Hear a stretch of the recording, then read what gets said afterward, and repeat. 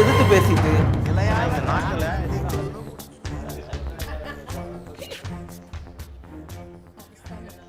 வணக்கம்.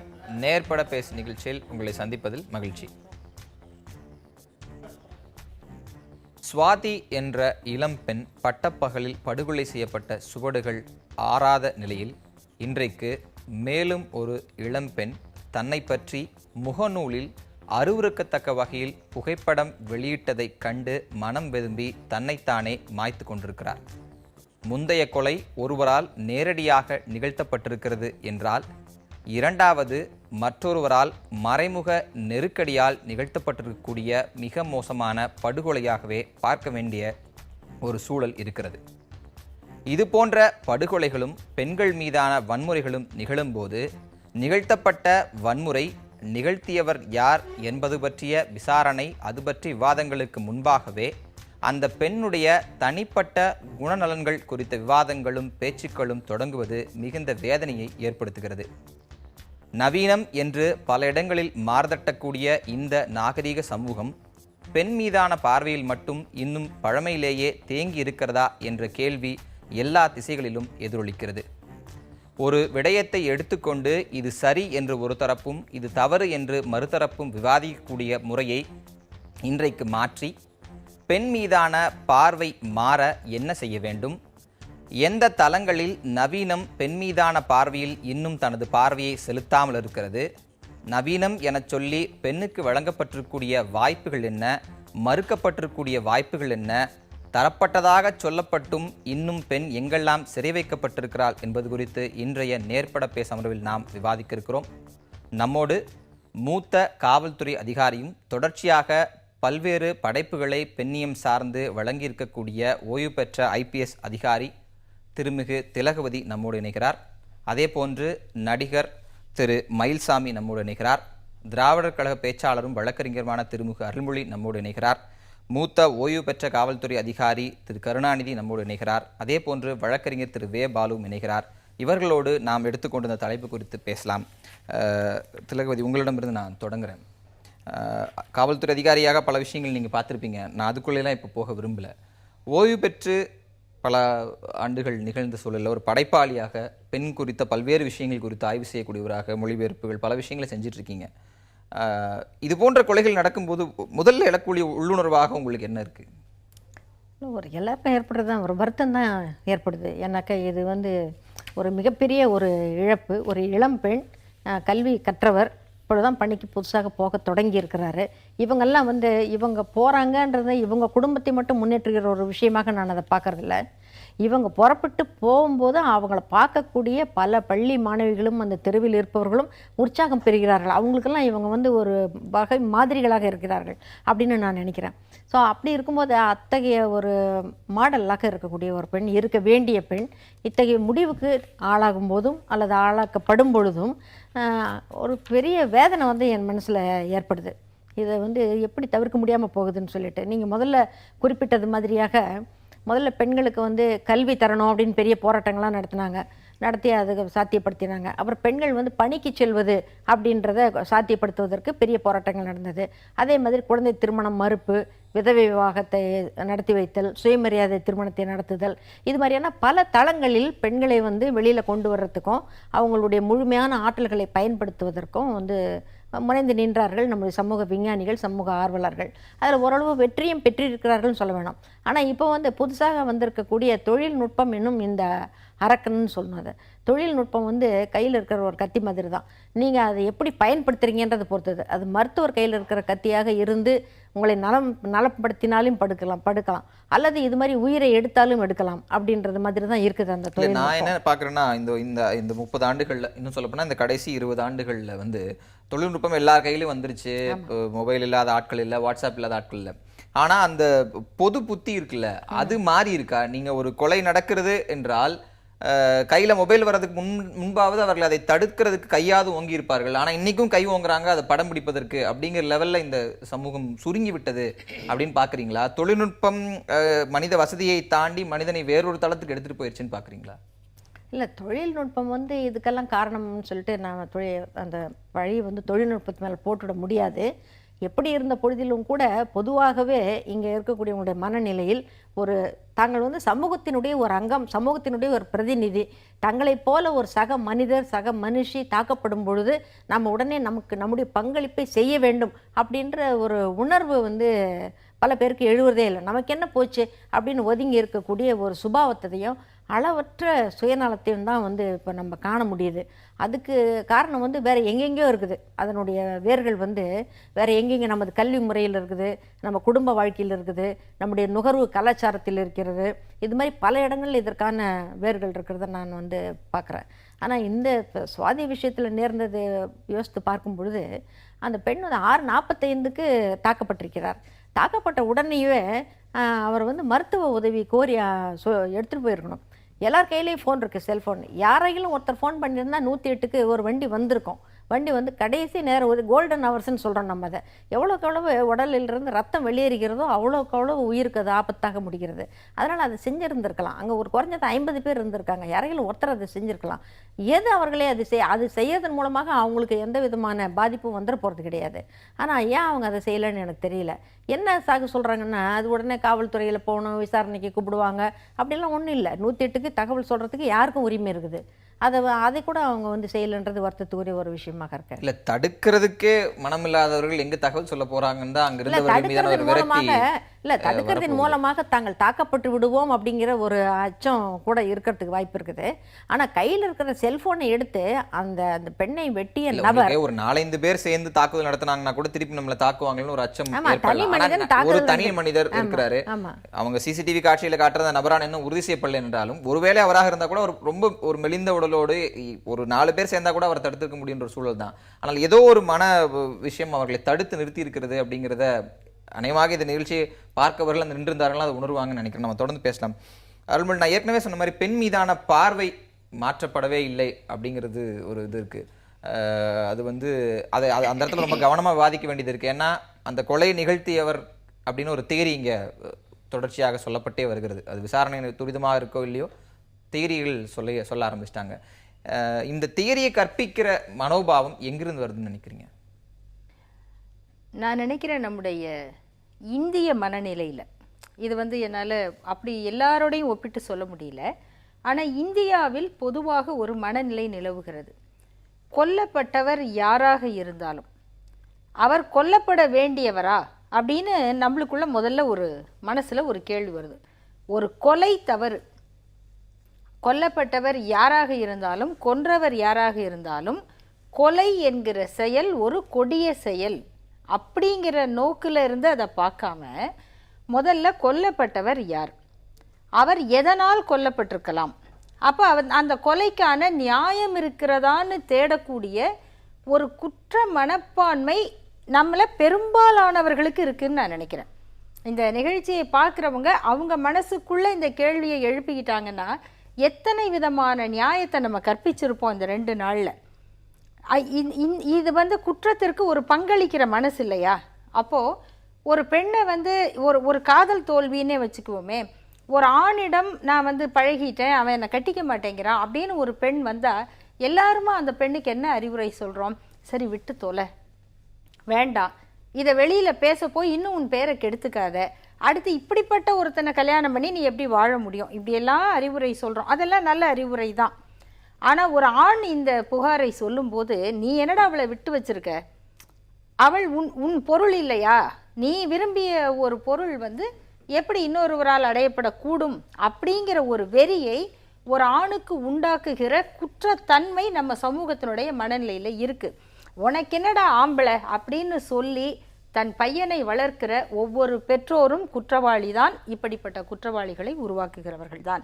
இந்த பார்வையில் இருந்து தான் ஒரு பெண் வந்து என்னை வெறுத்து விட்டாள் அல்லது என்னை நிராகரித்து விட்டாள், ஆகையினால அவளை எது இப்படி செய்ய தூண்டியது, எனக்கு இது அவளை விரும்ப செய்தது அழகு, அப்போ அந்த அழகை வந்து நான் ஆசிட் ஊற்றுவேன், அவளை கொலை பண்ணுவேன். இந்த மாதிரியாக ஒரு மனிதனை குற்றவாளியாக ஆக்குகிற நியாயப்படுத்துகிற மனநிலை இதுக்கு அடிப்படையான 2 விஷயத்தை இந்த இடத்துல நான் பார்க்குறேன். ஒன்று, அந்த கொலை நான் முன்னுரையில் ஏற்கனவே சொன்னது போன்று மற்றும் ஒரு பெண் வினுப்பிரியா அவங்கள பற்றி ஒரு புகைப்படத்தை அருவருக்கத்தக்க வகையில் அவருக்கு பிடிக்காதவர்கள் வெளியிடுறாங்க, வேற ஏதோ பிரச்சனைகள் இருக்கிறது. அப்போ அந்த பொண்ணோட அந்த சூசைட் நோட் இருக்கு, அதுல என் பெற்றோர்கள் என்னை நம்பல, நான் யாருக்கும் அந்த புகைப்படத்தை கொடுக்கல, எங்கிடமிருந்து புகைப்படத்தை எடுத்துக்கொண்டார்கள் அப்படின்னு இந்த பெண் எழுதுறாங்க. அப்ப பெற்றோர் நம்பல, நான் என்னை மாய்த்துக் கொள்கிறேன் அப்படின்னு சொல்லும்போது அந்த பெண்ணுக்கு என்ன விஷயம் சொல்லப்பட்டிருக்கு, அவளிடம் என்ன விஷயங்கள் ஊற்றி வளர்க்கப்பட்டிருக்குன்னு நினைக்கிறீங்க? அதாவது பொதுவாகவே பெண்களுக்கு வந்து இந்த பிரச்சனை உண்டு. அதாவது நம்ம தான் எல்லாத்துக்குமே அவங்கள தானே தப்பு சொல்கிறோம். நீ ஒன்றுமே கணவர் வந்து மனைவியை அடிக்கிறாரு அப்படின்னு அவங்க ஒரு புகார் கொடுக்க போனால், நீ ஒன்றுமே செய்யாமல் உன்னை அடித்தானா அப்படின்னு கேட்குறோம். நான் எதாவது தப்பு செஞ்சால் என்னை அடிக்கலாமா அப்படிங்கிறது இல்லை. அது மாதிரி ஒரு பெண்ணுக்கு ஒரு குற்றம் ஒரு தவறு நடக்குதுன்னு சொன்னால் அதுக்கு அந்த பெண் தான் காரணமானவளாக இருப்பாள் அப்படிங்கிறது பொதுவாகவே எல்லாரும் நினைக்கக்கூடியது. பெற்றோரும் இந்த சமூகத்தின் ஒரு அங்கம்தான், அவங்களும் அப்படி தான் நினைப்பாங்க. அதனால் அந்த பெண்ணை தான் வந்து முதல்ல குற்றம் சொல்கிறாங்க. இன்னொன்று, இந்த மாதிரியான பிரச்சனைகள் நடக்கும்போது பெண்கள் வந்து முதல்ல அவங்க பெற்றோர்கிட்ட அதை வெளிப்படையாக பேசணும். பேசுறதுக்கு உண்டான ஒரு சூழல் வீட்டில் இருக்கணும்.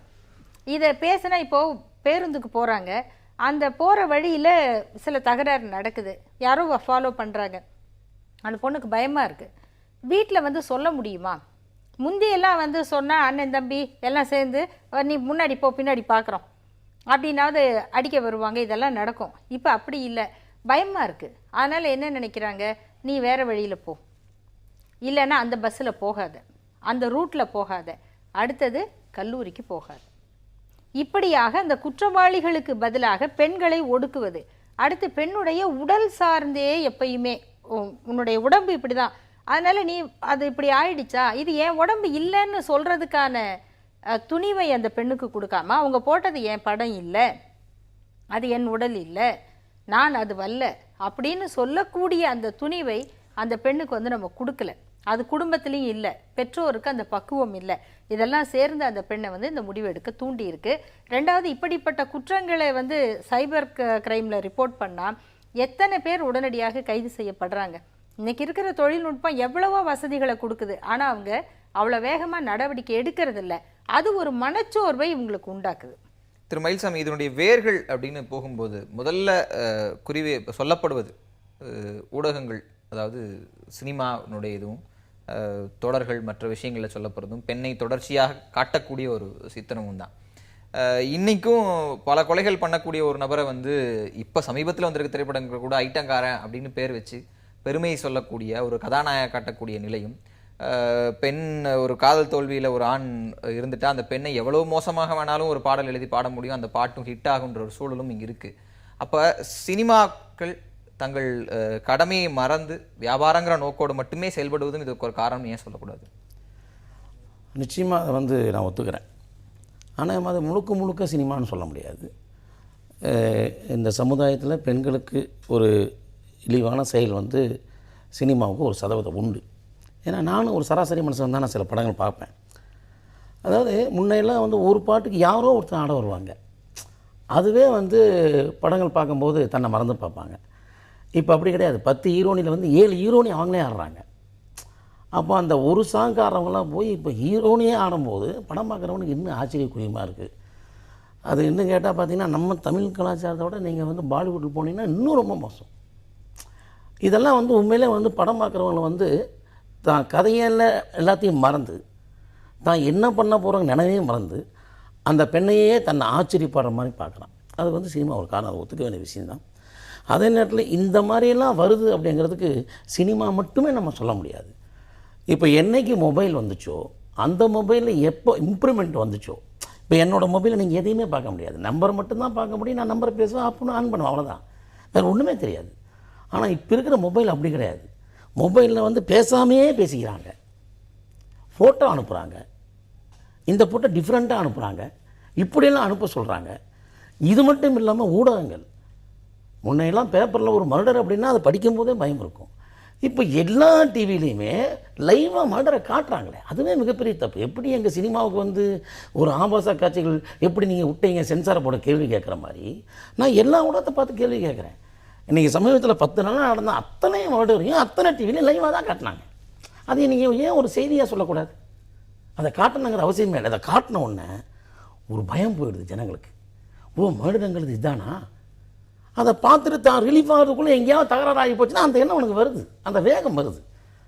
அது காரணம் வந்து இந்த அளவுக்கு டெவலப் ஆனதுக்கு சினிமா மட்டுமே இல்லை, மொபைலும் இந்த ஊடகங்களும் அதுக்கு ஒரு முக்கிய பங்கு உண்டு. இல்லை, நான் அந்த விவாதங்களில் ஒரு தரப்பு நியாயம் இருப்பதை நானும் ஏற்றுக்கொள்கிறேன். செய்தி கொடுக்க வடிவங்களில் மாற்றங்கள் தேவைங்கிற தாண்டி ஒரு விழிப்புணர்வு எந்த பகுதியில் என்ன நடக்குதுங்கிற அடிப்படையில் கூட அந்த செய்தியில் ஒளிபரப்பக்கூடாதுன்னு நினைக்கிறீங்களா? இல்லை, நீங்கள் செய்தியாக சொல்லலாம், தப்பே கிடையாது. நான் ஒரு டிவிக்கு நான் வந்து என்கிட்ட ஐடியா கேட்டாங்க, செய்தினா என்ன, A to Z, அதாவது எல்லாம் நடந்தது காட்டுறது. நான் சொன்னேன், ஏன் சார், சமுதாயத்தில் எத்தனையோ நல்ல விஷயங்கள் நடக்குது, நீங்கள் ஒரு பர்டிகுலர் டைமில் நல்ல செய்தின்னே ஒன்று காட்டுங்களேன், 7லேருந்து 8 வரைக்கும் ஒன்லி ஃபார் நல்ல செய்தி. அப்போ அந்த நல்ல செய்தி நீங்கள் டிவியில் காமிச்சிங்கன்னா எல்லா டிவிக்காரும் ஒரு ஃபாலோ பண்ணிப்படல. அப்போ அந்த கெட்டதெல்லாம் காட்டுறது கொஞ்சம் அவாய்ட் ஆகும் இல்லையா? ஆனால் இன்றைக்கி துப்பாக்கி ஷூட் பண்ணுறதையும் காட்டுறான், அதுக்கப்புறம் வெட்டுறதையும் காட்டுறான். ஏதோ சித்தராமையாவுக்கு ஒரு பொண்ணு வந்து அப்பாங்கிற மாதிரிலாம் முத்த கொடுத்து போட்டு ஹை ஸ்பீடில் காட்டிக்கிட்டே இருக்கு. அது ஒரு பெரிய விஷயமே கிடையாது. ஒருத்தருக்கு வந்து ஒரு மேடையில் வந்து முத்தம் கொடுத்து என்ன தப்பு இருக்குது? நான் கேட்குறேன், அவங்க தப்பான நம்மளை கொடுக்கவே இல்லை அவன் சொல்கிறது. அப்போ இது எல்லாமே ஊடகம் தான் பெருசுப்படுத்துது. இந்த ஊடகத்தில் நீங்கள் ஒரு மர்டர் செய்தியாக சொல்லுங்கள். அதே நேரத்தில் இந்த கேரக்டரு இந்த பொம்பளைகிட்ட இந்த ரவுடி செயினை பறிச்சான் அப்படின்னு கன்ஃபார்ம் ஆனால் என்னத்துக்கு அவனுக்கு வந்து 1 மாதம், அதுக்கப்புறம் ஜாமீன், 6 மாதம் ஜாமீனில் வெளியே வர்றான். இவன் தான் அந்த செயினை பறிச்சான்னு தெரிஞ்சால் கட்டவரில் தூக்கிடுங்க. இல்லை, தண்டனைகள் கடுமையாக்கணும் அப்படிங்கிறத நம்ம அப்படி பேசலாம். ஆனால் அது அப்படி அப்படி கிடையாது. சட்டம் வந்து கடவுள் ஏற்படுத்தவில்லை, மனிதனாகத்தான் உருவாக்கப்பட்டது. சரி, பட் கட்டவரில் வெட்டுற சட்டம்லாம் நம்ம நாட்டில் வர்றதுக்கு இன்னும் இல்லை சார். இல்லை, இன்னும் இனிமேல்லாம் ஃபாலோ பண்ணீங்கன்னா இந்த டிவியில் வந்து சீரியல் இப்போ தான் மர்டர் தான் சீரியல் ஆகிடும். இல்லை, அது மனித உரிமை சம்பந்தப்பட்ட பல விஷயங்கள் இருக்கு. நம்ம அதுதான் சார். ஆனால் என்னுடைய கேள்வி ரொம்ப 20 நாய் சுத்துது, 20 நாய் 22 குழந்தைகள் கிடைக்குது, ஒன்றும் பண்ண முடிய மாட்டாங்க. நீங்க அதாவது ஊடகங்களுடைய பொறுப்பு, வன்முறை சம்பந்தப்பட்ட செய்திகள் வெளியிடணும், ஊடகங்கள் பொறுப்பா இருக்கணும்னு சொல்றதை முழுமையாக நான் ஏற்றுக்கொள்கிறேன். அதுக்கு நிச்சயம் பரிசீலிக்கப்பட வேண்டிய விஷயம் தான். ஆனால் என்னுடைய கேள்வி, கதையாக்கத்தில் இல்லை ஒரு பெண்ணை காட்டும்போது, குறிப்பாக இந்த காதல் விஷயத்தை எடுத்து கன்ஃபைன் பண்ணி பேசுவோமே, ஆட்டோகிராஃப் அப்படின்னு ஒரு ஆணுடைய 5 காதல்களை தைரியமாக சொல்லக்கூடிய திரைப்படங்கள் வரும்போது, ஒரு பெண்ணுடைய 5 காதல்கள், பெண்ணுக்கு ஆணுக்கு உணர்வு ஒன்று தான், அதை காட்டக்கூடிய சுதந்திரமும் கதையாக்கமும் உங்கள் திரைத்துறையை சேர்ந்தவர்களுக்கு இருக்கிறதா? அந்த தைரியம் இருக்கிறதா? அந்த படத்தை அப்படிப்பட்ட படத்தை ஏன் இதுவரைக்கும் தயாரிச்சதில்லை? ஒரு ஆணுடைய காதல் தோல்வி கூட வெற்றியாக பார்க்கப்படுற சூழலில் ஒரு பெண்ணுக்கு ஏற்படுற அதே காதல் தோல்வியோ அல்ல மனமுறிவோ அல்ல காதல் வேண்டாம்னு நிற்கிறதையோ காட்டுவதற்கு ஏன் இதுவரை இந்த துறை தயாராக இல்லைங்கிற கேள்வி இருக்குல்ல? இல்லை, அப்படின்னு சொல்ல முடியாது. நீங்கள் பிளாக் அண்ட் ஒயிட் படம்லாம் பார்த்தீங்கன்னா பெண்களை வந்து ரொம்ப உயர்ந்ததான் சொல்லியிருப்பாங்க. எம்ஜிஆர் ஒரு படத்துலையும் பெண்களை பற்றி தப்பாக சொல்லவே இல்லையா? ஏதாவது ஒரு படம் சொல்லுங்க பார்ப்போம். இல்லை, நீங்கள் எம்ஜிஆர் காலத்துக்கு போயிட்டீங்கன்னா இப்போ கேட்குறேன். இல்லைங்க, நான் சொல்கிறது படங்களில் வந்து நல்ல விஷயங்களை சொல்லியிருக்காங்க. இந்த காலகட்டாயத்தில் சமுதாயத்தில் என்ன விரும்புகிறான் அப்படிங்கிறது ஒரு ட்ராக்கில் போயிட்டு இருக்கான் சார். ஒரு நல்ல பாட்டு எழுதி கொடுத்தோம்னா சார், எல்லாம் யார் சார் கேட்குறது, நீங்கள் வேற. இல்லை, அதை தான் கேட்குறேன். மக்களுடைய நுகர்வு அது அப்படின்னு நீங்க ஒரு ஸ்டோரி டிஸ்கஷன்லயோ இல்லை ஒரு திரைப்பட டிஸ்கஷன்ல முடிவு செய்றீங்களா? இல்ல மக்கள் நுகர்வு அப்படிதான் இருக்குன்னு எந்த புள்ளியில எழுதுறீங்க? உங்களை என்ன வந்து ஒரு பெண் ஏமாத்திட்டானா வெட்டு குத்துனே பாட்டு வருது, அது அந்த வரிகளோட பாட்டு வருது. என்னை பொறுத்த வரைக்கும் அது நம்பிக்கை குறைவு, தன்னம்பிக்கை குறைவு. நான் யாரை வேணா அப்படிதான் விரட்டு சொல்லுவேன். என்னை பொறுத்தவரைக்கும் நான் ஒரு காட்சி எடுத்தேன்னா, என்னோட படத்தில் நான் ஒரு படம் டைட் பண்ணா எந்த சென்சார் போட்டு அது தூக்குன்னு சொல்ல மாட்டேன். இது அத்தனையும் வைங்க. அப்ப நம்பிக்கை குறைவால் நம்பிக்கை போட்டு இது போன்ற அது எந்த மாற்றம் கிடையாது, காட்சிகள் வருதுன்னு சொல்றீங்க. இன்னைக்கு 10 படத்துல 7 படம் அப்படிதான் வருது. உங்களிடம் வரவே நானும் முன்னையெல்லாம் வந்து மேடம் சரி இவங்களும் சரி படம் பார்த்துட்டு வந்து வெளியே வரும்போது எப்படி இருக்குன்னு கேட்டால் நல்லா இருக்குன்னு சொல்லுவோம். இப்போ நிறையா படங்கள் எப்படி இருக்குன்னு கேட்டால் அழுக்கா இருக்குன்றான். நம்ம பேசலாம், ஒரு வரவேற்கத்தக்க விஷயமா நிறைய திரு மயில்சாமி பேசுறாரு.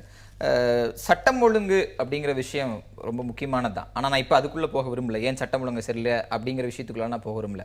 ஆனால் அந்த வழக்கு விசாரணை அப்படின்னு வரும்போது ஒரு தியரியை தொடர்ச்சியாக காவல்துறை பில்டப் பண்ணுறாங்க. அந்த தியரியில் ஃபர்ஸ்ட் ப்ரிஃபரன்ஸ் அந்த பொண்ணுடைய கேரக்டர் பற்றி தான் முதல்ல இருக்குது. அது வந்து அஃபீஷியலாக நீங்கள் எஃப்ஐஆரில் போடுறீங்களா இல்லை சார்ஜ் ஷீட்டில் அதை எழுதுறீங்களாங்கிறது தான் அடுத்த கட்டம். முதல்ல ஒரு செய்தியாளராக அணுகும் போதோ இல்லை அங்கிருந்து காவல்துறை செய்திகள் வரும்போதோ அந்த பொண்ணோட ஃபர்ஸ்ட் லவரா, அந்த பொண்ணுக்கு ஏற்கனவே 2-3 லவ் இருந்து தான், இப்படியான தியரிகள் தொடர்ச்சியாக காவல்துறை தரப்புலேருந்து வருது. இது என்ன மாதிரியான மனநிலை? வழக்கை விரைந்து செய்யணுங்கிற ப்ரெஷரில் நீங்கள் அதை சொல்கிறீங்களா இல்லை உண்மையை சொல்லணுங்கிற அடிப்படையில் சொல்கிறீங்களா? எப்படி அதை புரிஞ்சுக்கிறது? இது வந்து இந்த குற்றச்சாட்டை சொல்கிறவங்க உண்மையிலேயே புலன் விசாரணைன்னா என்னன்னு தெரியாதவங்க தான் அப்படி சொல்லுவாங்க. புலன் விசாரணைங்கிறது ஒன்றும் ரூம் போட்டு உட்காந்து எழுதுகிற கவிதையோ கதையோ இல்லை. போய் ஸ்பாட்டுக்கு போயிட்டு அங்கே கிடைக்கிற தகவல்களை சேகரித்து நாங்கள் ஒரு முடிவுக்கு வருகிறோம். அதையும் அரைகுறையமாக சொல்கிறதில்ல. நீங்கள் நிறைய இடங்களில் போய் இறங்கினோன்னா மயக்க நிட்டினீங்கன்னா it is too early to tell. இப்போ சொல்ல முடியாதுங்க, நாங்கள் விசாரித்தா சொல்ல முடியும்னு சொல்லிட்டு தான் போகிறோம். உடனே நீங்கள் திரும்பி என்ன சொல்கிறாங்க, போலீஸ்காரை உண்மையை மறைக்கிறார்கள்னு சொல்லி திரும்பி சொல்லுவீங்க.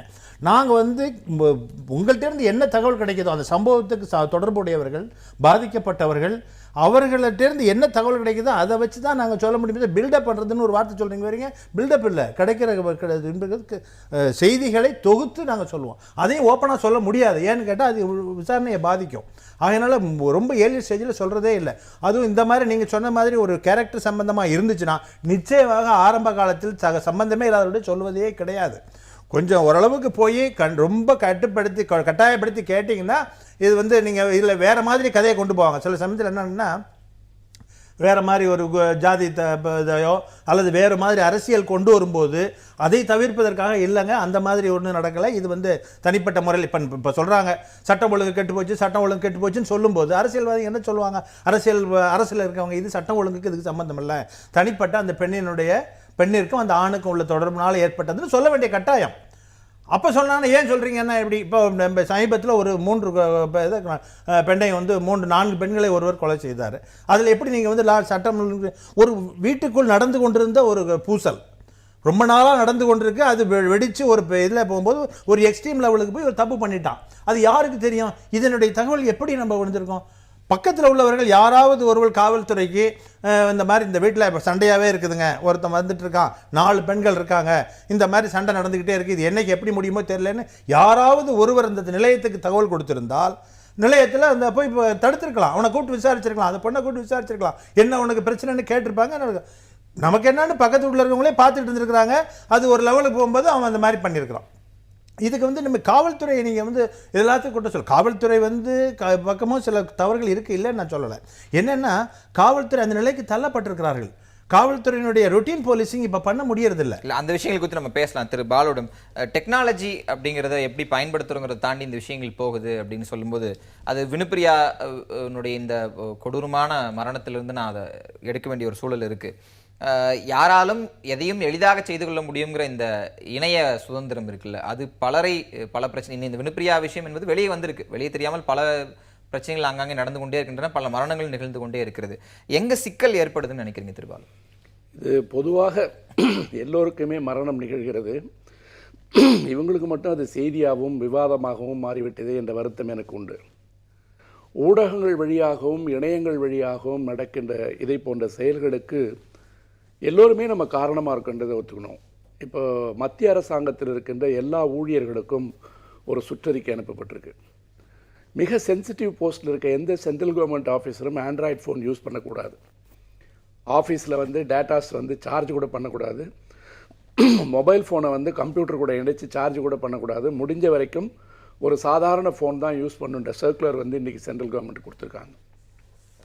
மனிதர்களுக்குள் இருக்கின்ற ஒரு நார்சிசத்தன்மையினுடைய வெளிப்பாடு, சுயமோகிகளாக நாம் மாறிப்போய் தன்னைத்தானே பார்த்து கொள்வதிலும் தன் உடம்பை தானே போற்றிக் கொள்வதிலும் ஏற்படுகின்ற ஒரு விபத்து, அது ஆணுக்கும் பெண்ணுக்குமாக பொதுவாக கிளம்பி இதை போன்ற மரணங்களில் முடியும் போது என்ன நடக்குதுன்னு கேட்டிங்கன்னா, இது மார்ஃப்டு ஃபோட்டோவா இல்லையா அப்படின்ற ஒரு இதை கண்டுபிடிக்கிறதுக்கு முன்னாடியும் கூட இந்த பெண்ணு வந்து அவங்க சொன்ன மாதிரி அவசரப்பட்டு நான் இல்லை என்று நிரூபிப்பதற்குண்டான எத்தனத்தை கூட அவங்க எடுத்துக்காமல் இறந்து போகிறாங்க.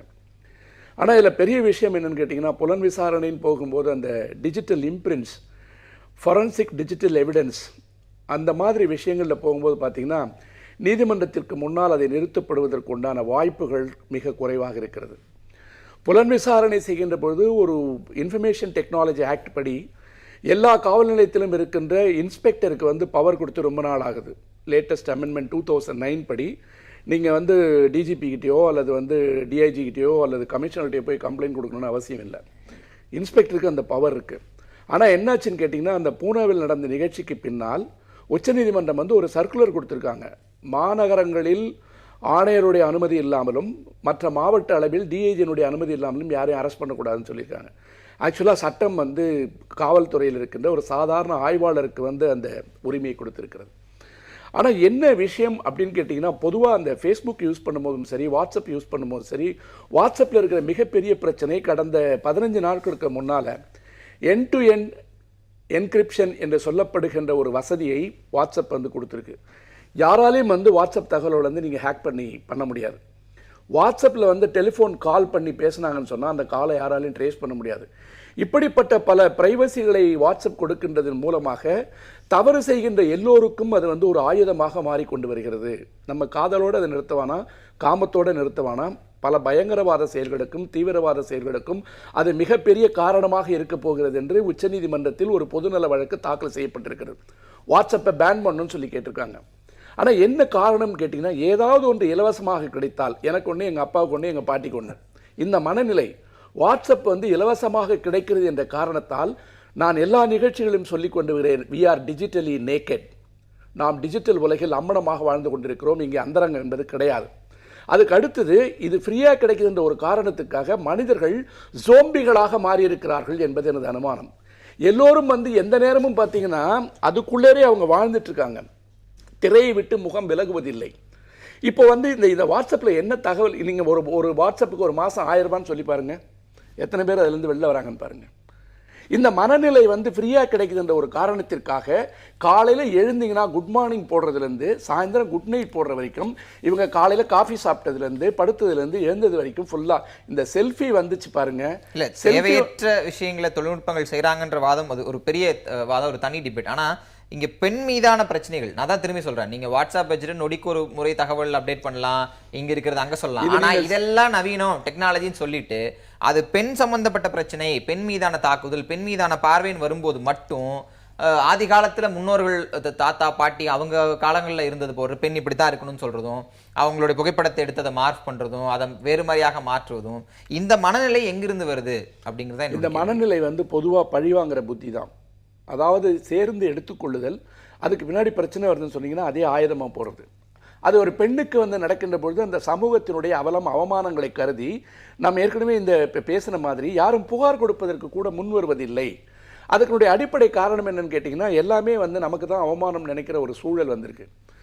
ஆனால் பெண் என்றால் அவமானம், ஆணுன்னா அது எதுவும் இல்லைங்கிற அப்படி ஒரு மனோபாவம் சூழல் இங்க உருவாக்கப்பட்டிருக்கு. சரியான புள்ளிக்கு வந்து நின்றுக்கீங்க. நம்ம தொடர்ந்து பேச அருள்மொழி, வினுப்பிரியாவின் மரணத்தை நான் தற்கொலைன்னு ஒருபோதும் சொல்ல மாட்டேன், அது ஒரு படுகொலையாகத்தான் ஒரு செய்தியாளராக நான் அதை பார்க்கிறேன். இந்த படுகொலைக்கு பல காரணங்கள் இருந்தாலும் தொடர்ச்சியாக மானம் அவமானங்கிற இந்த 2 பதங்களுக்குள்ளேயே பேசப்பட்டு கொண்டே வருகின்றன.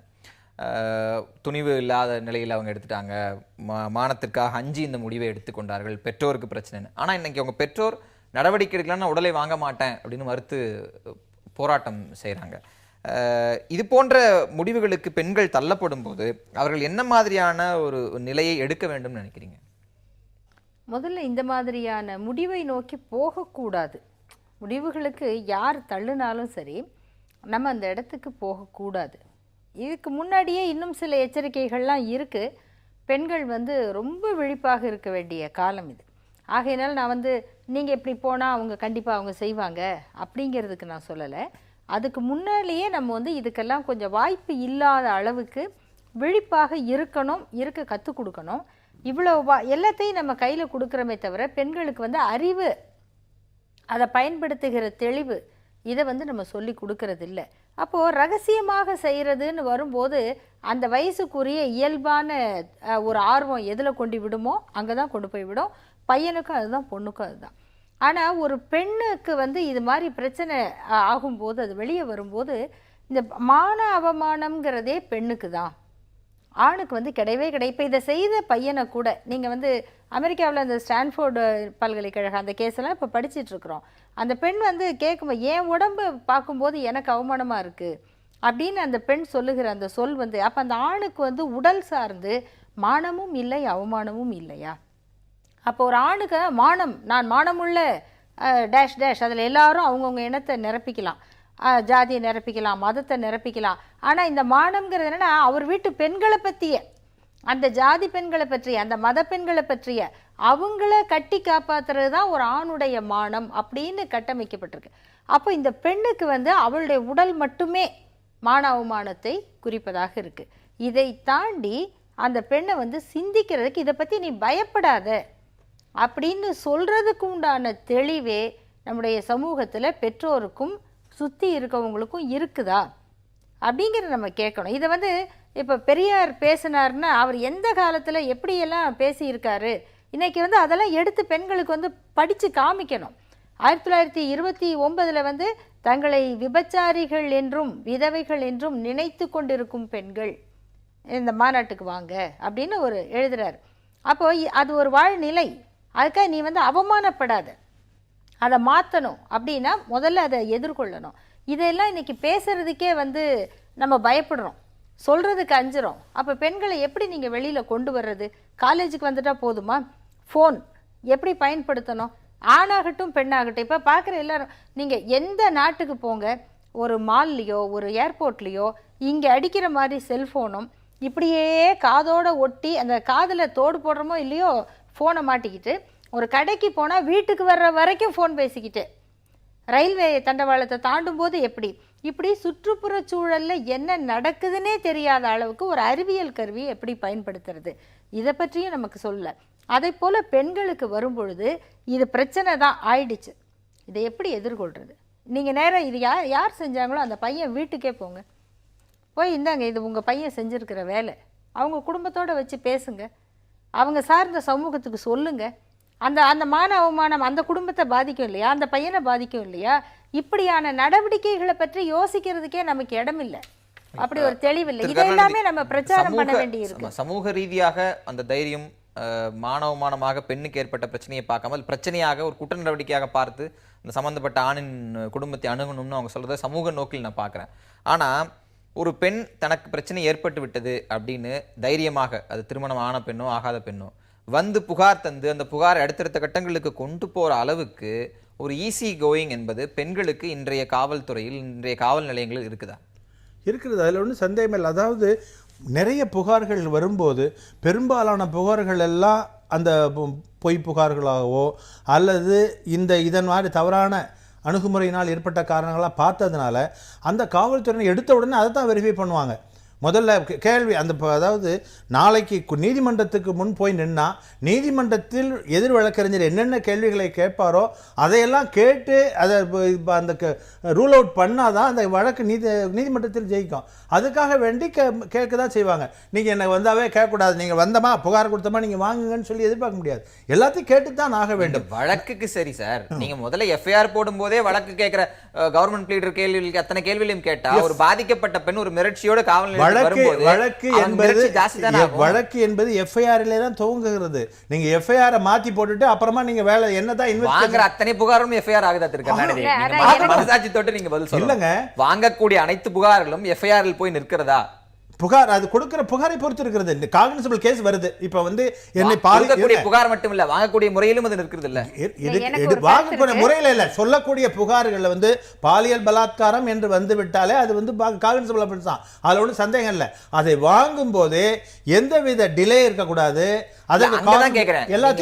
இந்த காவல்துறை மனம் இருக்குல்ல, நீங்க எடுத்த உடனே பாலியல் பலாத்காரம் போய் நிக்கிறீங்க. இங்க இப்ப கேள்வி அதல்ல, முதல் முறை ஒருவன் தேவையற்ற முறையில கிண்டல் செய்யறாங்க, இல்ல வந்து தனக்கு துன்புறுத்துறாங்க, பாலியல் ரீதியாக அல்லது வேறு எந்த ரீதியெல்லாம் துன்புறுத்துறாங்கன்னு அந்த முதல் கட்ட புகாரை கொடுக்கும் போதே வாங்குறதுக்கான சூழல் இருந்தா தானே நீங்க அடுத்த நிச்சயமாக நேரடியா பாலியல் வாங்கக்கூடிய சூழல் இருக்கு. அதை பத்தி நிறைய அறிவுரை கொடுக்கப்பட்டிருக்கிறது, அது வாங்கிட்டு தான் இருக்காங்க. ஆனா எனக்கும் சரி, என்னை போல பல வழக்கறிஞர்களுக்கும் சரி, அவங்களுடைய அனுபவம் என்னன்னு கேட்டீங்கன்னா, நல்ல திட்டமிட்டு இது பொய் வழக்கு தான், இன்னார இன்ன காரணத்துக்காக தான் இப்படி குற்றம் சாட்டுகிறோம் அப்படிங்கிறவங்க ஒரு காவல் நிலையத்தில் வெற்றிகரமாக வழக்கு நடத்துகிற அளவுக்கு உண்மையிலேயே பாதிக்கப்பட்ட அந்த உண்மையான பாதிப்புக்கு உள்ளான விக்டிம்களால் நடத்த முடியல. இதுக்கு என்ன காரணம், ஏன் முடியல? நாங்களே வந்து இப்போ உண்மையே பாதிக்கப்பட்டவங்க, மேடம் நான் போய் கம்ப்ளைண்ட் கொடுக்கலாமான்னா என்ன கேட்டிங்கன்னா, வேண்டாமா உனக்கு இந்த கஷ்டம் போதும், அங்கே போய் நாளைக்கு வந்து குற்றவாளி வந்து ரொம்ப ஃப்ரீயாக அங்கே உட்காந்து பேசிக்கிட்டு இருப்பாரு, இவங்க எட்டி எட்டி பார்த்துக்கிட்டு இருக்கக்கூடிய சூழல்லாம் நிறைய இடத்துல இன்னமும் இருக்குது, இரு பார்க்கலாம் அப்படின்னு சொல்லக்கூடிய போது இவங்களுக்கு இன்னும் பெரிய தோல்வியாக அது மனசை வந்து காயப்படுத்தி அது இன்னும் பல விபரீதமான முடிவு கொடுப்போம். வேண்டாம் அதோட நிறுத்து, சிவிலில் உன்னால என்ன செய்ய முடியுமோ அந்த வழக்கு பார்ப்போம், நீ இப்போ போக வேண்டாம் அப்படின்னு என்ன இவ்வளோ தூரம் நான் வந்து இல்லை சட்டத்தை பயன்படுத்துங்கன்னு சொல்லக்கூடிய இடத்துல இருக்கிற நானே தனிப்பட்ட முறையில் அந்த மாதிரி ஒரு அறிவுரை சொல்லக்கூடியதாக பல பேருடைய அனுபவங்கள் நடந்திருக்கு. அதுக்கு என்ன காரணன்றதை ஐயாவை போல அனுபவம் உள்ளவங்க சொன்னால் எனக்கு தெரியும். இல்லை ஒரு நிமிஷம் வரேன் திருபாலு. அதாவது ஜுடிஷியல் சிஸ்டம் இருக்குல்ல, நீங்கள் ஒருத்தரால் வந்து காவல்துறைக்கு காவல் நிலையத்துக்கு போய் புகார் அளித்து அது பின் வழக்காக மாறி வழக்கு விசாரணைக்கு சென்றுன்னு ஒரு பெரிய ஒரு மக்களோட பொது புத்தியிலேயே போலீஸா கேஸா அப்படிங்கிற ஒரு இதுதான் சாமானிய மக்கள் மத்தியில் வருது. ஆனால் சட்டத்தை ஒவ்வொரு தனி மனிதனுடைய ஆயுதமாக சட்டம் எல்லாத்தையும் பார்த்துக்கும் அப்படின்னு ஒரு பக்கம் நம்ம சொல்லிக்கிட்டே இருக்கோம். பெண்களை பொறுத்தவரை சட்டம் ஒரு தனி மனித ஆயுதமாக எந்த அளவுக்கு செயல்படுகிறதுன்னு நினைக்கிறீங்க? பெண்களை பொறுத்தவரை இப்போ உங்களுக்கு புகார் கொடுக்கறதுக்கே வந்து ஆலுமன் போலீஸ் ஸ்டேஷன் எல்லாம் வந்தாச்சு. ஓரளவுக்கு போய் அங்கே புகார் கொடுக்க முடியும். இந்த ஆலுமன் போலீஸ் ஸ்டேஷனில் இருக்க பிரச்சனை என்னென்னு கேட்டிங்கன்னா, ஆல் மேல் போலீஸ் ஸ்டேஷனை விட ரொம்ப கொடுமையான விசாரணைகள்லாம் அங்கே உண்டு. பாதிக்கப்பட்ட பெண்ணே போனாலும் கூட பெண்களுக்கு அங்கே கொடுக்கப்படுகின்ற மரியாதை வந்து ரொம்ப குறைவு தான். அது பொதுவாகவே வந்து ஒரு காவல்துறைக்கு போவதை இந்த சமூகம் விரும்புவதில்லை. அதை வந்து ஒரு பெரிய அவமானமாக தான் இன்னும் பல குடும்பங்கள் வந்து நினைக்கிறாங்க. ஆனால் ஒரு புகார் அப்படின்னு வரும்போது நீதிமன்றத்தில் வந்து என்ன பிரச்சனைன்னு கேட்டிங்கன்னா, அங்கே சாட்சிகளை குற்றவாளி கூண்டில் ஏற்றி விசாரிக்கின்ற பொழுது மாறுபவர்கள், மாற்றப்படுகின்றவர்கள், அது ஒரு பக்கம் நீதிமன்றத்தினுடைய நெடிய படிக்கட்டுகளில் ஏறி இறங்கி காலதாமதம், வழக்கினுடைய தாமதம் எல்லாம் சேர்ந்து வரும்போது ஒரு பெரிய மனச்சோர்வை வந்து இன்றைக்கி இருக்கிற சூழல் உண்டாக்குதுன்றது உண்மை. ஆனால் முன்னை விடவும் இப்பொழுது பெண்கள் வந்து புகார் கொடுப்பதற்கு முன்வருகிறார்கள் என்பது ஒரு விதமான அவேர்னஸ் வந்து வந்துட்டு இருக்கின்றதை நம்ம ஒத்துக்கணும். எஸ்பெஷலி வந்து இப்போது ஐடி ஆக்டினுடைய இன்ட்ரடக்ஷனுக்கு பின்னாடி நிறைய வந்து தகவல்கள் வந்து மொபைல் ஃபோனோட ஃபேஸ்புக்கோட ஸ்க்ரீன்ஷாட்ஸோடு வந்து கொடுக்குற தன்மைகள் இருக்குது. ஆனால் நீதிமன்றத்தினுடைய விசாரணைகளில் வந்து பார்க்கும்போது பார்த்திங்கன்னா அது அப்படியே பல்ட்டி அடிக்கிற சிச்சுவேஷன் தான் இருக்குது. என்னென்னு கேட்டிங்கன்னா, அது சார்ஜ் ஷீட் ஃபைல் பண்ணி அந்த கேஸு ட்ரையல் ஆரம்பிக்கிறதுக்குள்ளே ஒன்று அவங்களுக்கு வயசாகிடுது, இல்லைனா ஆப்போசிட்டில் இருக்கவங்களுக்கு வயசாகிடுது, இல்லைனா ஒரு 4 ஜட்ஜு மாறி இருப்பாங்க. அதனால் பெண்களுக்கு என்று இல்லாமல் பொதுவாகவே இன்றைக்கி இருக்கிற ஒரு ஜுடிஷியல் சிஸ்டத்தில் நம்ம உள்ளே போனோம்னா ஒரு கூடிய விரைவில் தீர்ப்பு வாங்கி கொண்டு வருவோமா என்கின்ற ஒரு நம்பிக்கை வந்து மனிதர்களுக்கு மிக குறைவாக இருக்கிறது. பொதுப்படையாக பேசுறதுக்கு முன்பு பெண்களுக்கு என்று தனி பிரத்யேகமாக அதை மாற்றுவதற்குடைய தேவையும் ஒரு பக்கம் இருக்கின்றதே தேவை இருக்குது. அதை நோக்கி வந்து உங்களுக்கு நீதித்துறை வந்து பல படிகள் வந்து பயணப்பட வேண்டியது நம்ம பேசலாம். விமன் எம்பவர்மெண்ட் அப்படின்னு பேசுறோம். அதற்கு ஒரு சில உதாரணங்கள் எடுத்துக்கொண்டால் உங்களிலும் தொடங்கி நம்ம அந்த பல உதாரணங்களை சொல்ல முடியும்.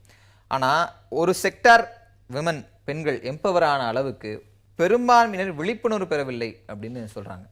அப்போ விழிப்புணர்வு பெற செய்யவில்லை அப்படின்னு சமூகத்தின் மீது நம்ம குற்றம் சுமத்தும் போது ஏன் அந்த விழிப்புணர்வு நிகழவில்லை? ஒரு பக்கம் எம்பவர்மெண்ட் இருக்கு, ஆனால் ஒரு பக்கம் அவேர்னஸே இல்லைன்னு அந்த ரெண்டும் பெரிய முரண்பாடாக நிற்குது. ஒரு சமூக மாற்றம் அப்படின்றது ஓவர் நைட்டாக நடந்த விஷயம் இல்லை. பெரியார்கிட்ட தான் மறுபடியும் போகணும். பெரியார் சொன்னது மாதிரி இது ஒரு 5000 வருடத்து இருட்டு ஓங்கி அடித்தா தான் இது போகும் அப்படின்னு சொன்னார் அவர்.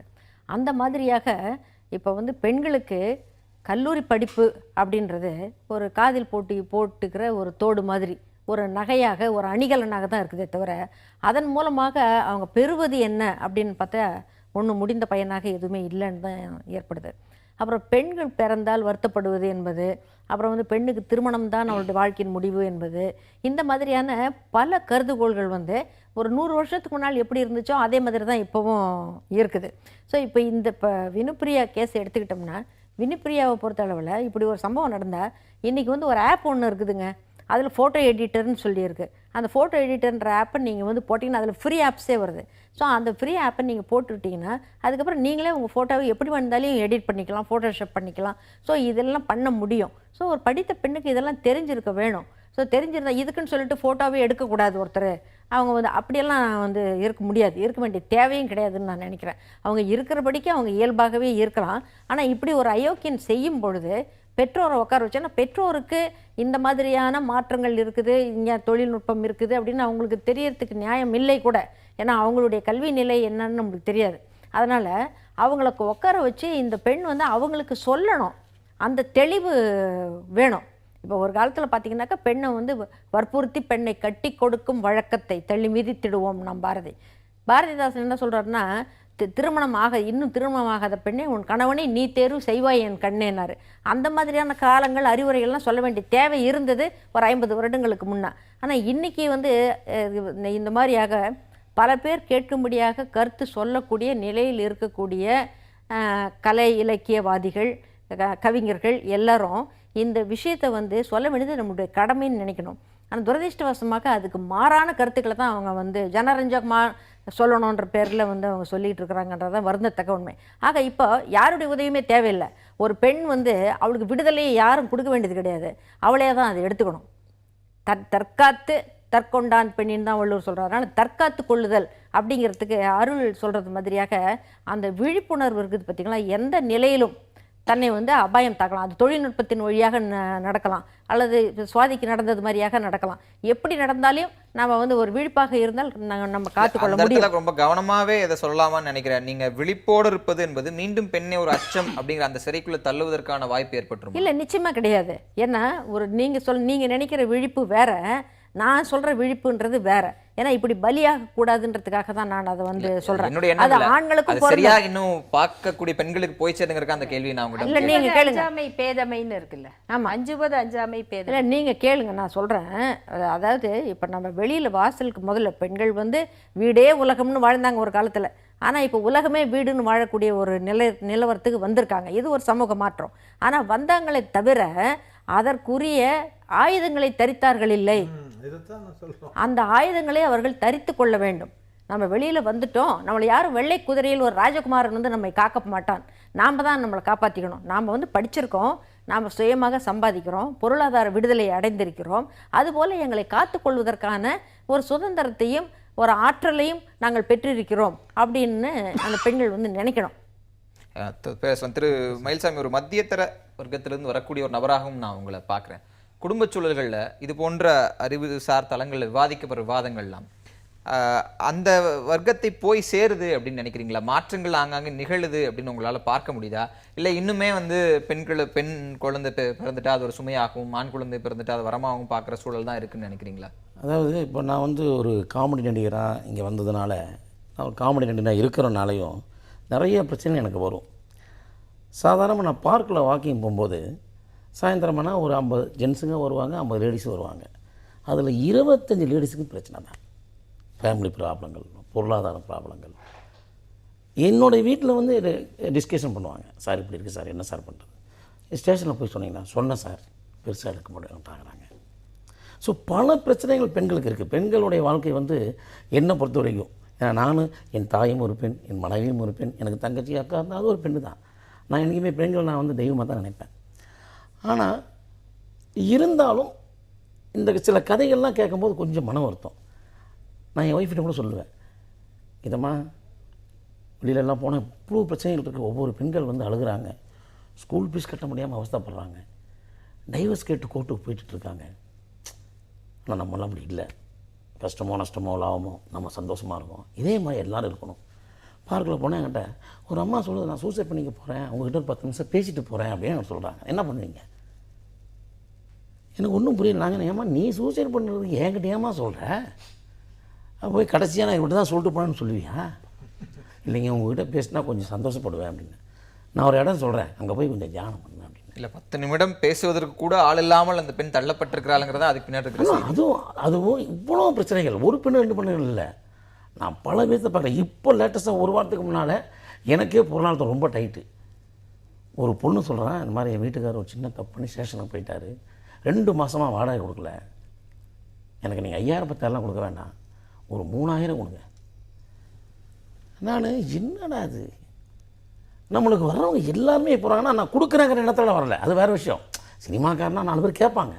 ஆனால் அதில் 10 பேர்த்தில் 8 பேர் பெண்கள் தான் வர்றாங்க. நான் எதுக்காக சொல்கிறேன்னா, சமுதாயத்தில் வந்து பெண்களுக்கு போதுமான பாதுகாப்பு இல்லை அப்படிங்கிறது தான் என்னுடைய கருத்து. ஒரு மத்தியதர வர்க்க பிரதிநிதியாக உங்கள் கருத்தை கேட்கணும். நான் ஒன்று சொல்லணும். அதாவது பொதுவாக பல பேர் பேசும்பொழுதும் காவல்துறையினுடைய செயலின்மை அப்படின்றத பற்றி எல்லோரும் பேசுகிறாங்க. இப்போ என்னென்னா, இந்த காவல்துறையில் இருக்கிறவங்க வந்து முற்றாக செயல்படுகிறார்கள்ன்றது வாதம் அல்ல. ஆனால் நம்ம காவல்துறையில் இருக்க வேண்டிய எண்ணிக்கையில் நபர்கள் இருக்கிறார்களா? அவங்களால வந்து ஒரு தனி மனிதனுக்கு ஒரு காவலர் அப்படின்ற முறையில் வந்து செயல்படுறது சாத்தியமா? அது என்னைக்காவது நடக்க போகுதா? அது நடக்க போகிறதே கிடையாது. இப்போ இந்த ஒரு பெண்ணுக்கு நேர்ந்த இது ஈவ்டீசிங்னால் நடந்த ஒரு இது விஷயத்துக்கு சில ஆண்டுகளுக்கு முன்னால் டெல்லி கல்லூரியில் படித்து கொண்டிருக்கிற பெண்கள் அனைவரும் ஒன்றாக சேர்ந்து அந்த மாதிரியாக அந்த பெண் சீண்டலில் ஈடுபட்ட அந்த சிறு குழுவான ஆண்களை அடித்து துவைத்தார்கள். அவங்கள எல்லாத்தையும் ஃபோட்டோ எடுத்து அவங்க எவ்வளோ மட்டமானவர்கள் இவர்கள் அப்படின்றத அவங்க வந்து இணையத்தில் போட்டாங்க, வலைத்தளத்தில் பரப்பினார்கள் அந்த பெண்கள். ஸோ அதை செஞ்சாங்க. இப்போ பார்த்தீங்கன்னா போன வாரத்தில் பெங்களூரில் நடந்திருக்குதுங்களே, ஒரு சாலையில் போட்டு ஒருத்தனை பரட்டி எடுக்கிறாங்க. அவன் செஞ்சது என்னன்னு கேட்டிங்கன்னா, தொடர்ச்சியாக ஒரு பெண்ணை இதே மாதிரி கிண்டல் செஞ்சுக்கிட்டே இருந்தான் அப்படின்றது கேட்குறாங்க எல்லாருமே வந்து. அதனால் நாங்கள் எப்போவுமே சொல்கிறது, ஒரு தனி மனிதன் என்பவன் சீருடை அணியாத காவலன், காவலன் என்பவன் சீருடை அணிந்த ஒரு குடிமகன். இதுதான் திருப்பி சொல்கிறோம். நீங்கள் சொல்கிறீங்க அந்த வழக்குகளை வந்து முதல்லயே ஜட்ஜ்மெண்ட் கொடுத்துட்றாங்கன்னு சொல்லிட்டு. அப்படி இல்லை. ஏன்னா திருப்பி திருப்பி பயிற்சி நிலையங்களில் சொல்லித்தரப்படுவது என்னென்னா, ஒரு வழக்கை திறந்த மனத்தோடு அணுக வேண்டும் தான் சொல்லித்தரோம். பட் அந்த விசாரணையில் வந்து சில விஷயங்கள் வெளியில் வரும்பொழுது அந்த விஷயத்தை வந்து சொல்லக்கூடாது. ஆனால் உங்களுக்கு பயந்துக்கிட்டு அவங்க ஏதோ அது வரைக்கும் அவங்க என்ன காதில் வாங்கினாங்களோ அதை சொல்லிடுறாங்க. இல்ல, ஊடகத்தை பார்த்து பயந்து போலீஸ் சொல்லணுங்கிறத நான் என்னால முழுமையா ஏத்துக்க முடியல. ஏன் கருணாநிதி சொன்னார், அப்படி தானே இருந்தீங்க? இல்ல, அதாவது ஊடகத்தை பார்த்து இல்ல, அவருக்கான பதிலும் தான் சொல்றேன். ஊடகத்தை பார்த்து காவல்துறை பயந்து செய்தி சொல்றாங்கிறத என்னால புரிஞ்சுக்க முடியல. சரியாக சொல்ல வேண்டிய செய்திக்கு பதிலாக திசை திருப்பி சொல்றாங்கன்னு ஏன் சொல்ல? அப்படி இல்லைங்க. அந்த தருணத்தில் அவர்களுக்கு கிடைத்த ஒரு தகவல் ஒண்ணு இருக்குது. அந்த தகவல் கைவசம் இருக்கும்போது நீங்க போய் கேக்குறீங்க. அதுல ஒரு சென்சிட்டிவிட்டி, அதுல ஒரு சமூக பொறுப்பு, ஒரு பெண் அப்படின்னு வரும்போது அதுல ஒரு கூடுதல் கவனம் காவல்துறைக்கு தேவை இல்லை அப்படின்னு நினைக்கிறீங்களா? அப்படி இல்லை, கண்டிப்பாக கவனம் தேவைதாங்க, கவனம் தேவைதான். இன்னொன்று, ஒரு கொலைக்கான சாத்தியக்கூறுகள் என்னவாக இருக்கும் அப்படின்னு ஆய்வு செய்யும் பொழுது இதெல்லாம் அவங்களுடைய பரிசீலனைக்கு வரும். ஆனால் அதை சொல்லப்படுகிற நோக்கம் என்ன அப்படிங்கும்போது இது ஒன்றும் அப்படி ஒரு நீங்கள் என்ன அதிர்ச்சி அடைய வேண்டிய ஒரு பெண் இல்லை அப்படிங்கிற ஒரு குரல் வந்து அதுக்கு பின்னால் ஒலிக்கும் போது தான் நம்ம கவலைப்படுறோம். இது வந்து இப்போ மட்டும் இல்லை, தமிழ்நாட்டில் இல்லை, சுமன்ராணி சுமன்ராணி கேஸ்ன்னு ரொம்ப முன்னாடி நடந்தது. மும்பையில இருந்து அது அப்பீலுக்கு சுப்ரீம் கோர்ட்டில் போனது. அந்த பெண் வந்து காதலனோட திருமணம் செய்து கொள்வதற்காக வீட்டை விட்டு வந்து ரயில்வே ஸ்டேஷனில் உட்கார்ந்திருந்த பெண். அந்த பெண்ணை வந்து ரயில்வே போலீஸார் அழைத்து சென்று அந்த பையனை அடித்து போட்டு அந்த பெண்ணை வந்து பலாத்காரம் பண்ணாங்க. இந்த வழக்கில் வந்து 7 ஆண்டு தண்டனைங்கிறத ஹைகோர்ட் வந்து குறைக்குது. அப்படி குறைக்கிறதுக்கான காரணம் சொல்லும்போது அவங்க 2 காரணம் சொன்னாங்க.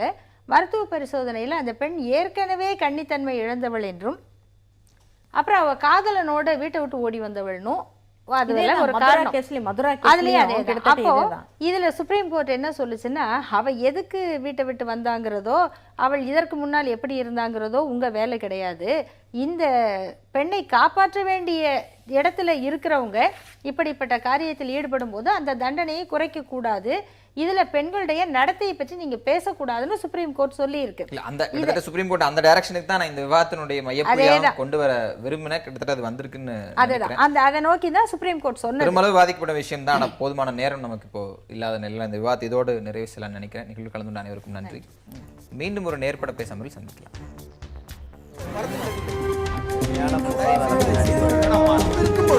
எதிர்த்து பேசிட்டு